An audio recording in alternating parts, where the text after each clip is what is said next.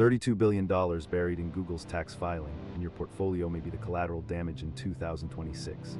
Here's what most people get wrong. Corporate tax deferrals sound like back-office accounting that doesn't touch your stock price. Companies manage these strategically, smoothly, no impact on shareholders. That's the trap. The reality is far sharper, and it's happening in the next 24 months. IRC Section 965 mandates a one-time repatriation of foreign earnings with a minimum 15.5% federal tax rate. The deadline is 2026. That's not some distant future problem. That's next year.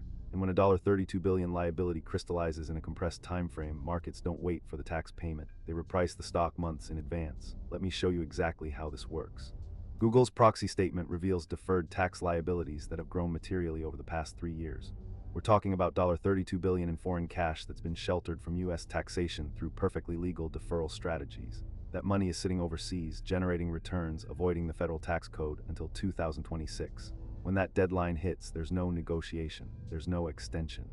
The IRS is collecting a one-time tax on all accumulated foreign earnings at a 15.5% federal rate. For Google, that's roughly $96 billion in federal taxes alone. Add state taxes and you're looking at $3 to $8 billion in actual cash that leaves the balance sheet. But here's the part that destroys portfolios. Markets don't reprice on the payment date. They reprice 30 to 90 days asterisk before asterisk the actual money leaves the company. Why? Because institutional investors model cash flows.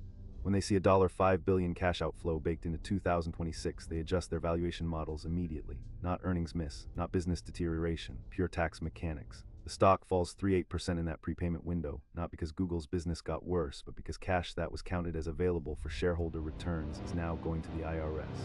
If you hold $500,000 in Alphabet stock or a tech-heavy index fund, that's a $15,000 to $40,000 potential loss before the tax bill is even paid. And you're missing the second shock. This isn't just Google. Apple is sitting on approximately $94 billion in foreign cash. Under IRC Section 965, that's $14. $6 billion one-time tax liability. Microsoft has $63 billion overseas, roughly $8 billion in repatriation taxes. Cisco holds $51 billion in foreign earnings. Oracle has $37 billion. These aren't fringe cases. These are the 5 largest components of most tech-heavy portfolios. When all 5 of these companies announce their 2026 repatriation and earnings calls, the market doesn't see 5 separate events. It sees a coordinated cash drain from the entire megacap tech sector. The repricing compounds. Now, here's the third layer that most advisors miss: timing concentration. These repatriations don't happen randomly throughout 2026. Companies cluster them in Q3 and Q4 to manage the cash impact and coordinate with earnings announcements.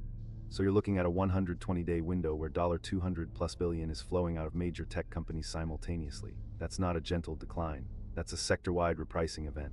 A $1 million portfolio with 35% in tech, which is below the market average, could face $35,000 to $70,000 in unrealized losses during the repricing window. That's not a market crash. That's a structural tax event that most investors aren't positioned for. So what do? First, audit your portfolio allocation right now. How much are you holding in Alphabet, Apple, Microsoft, Cisco, and Oracle combined? That's your direct exposure. Second, model a 3.8% haircut on that position for the 2026 repricing window. That's not catastrophic, but it's predictable.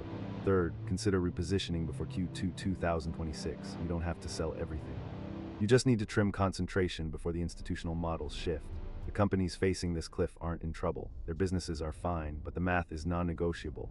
$32 billion leaves Google's balance sheet in 2026. That's not opinion, that's tax code. The question is whether you're going to get ahead of it or hold through the repricing. Your move.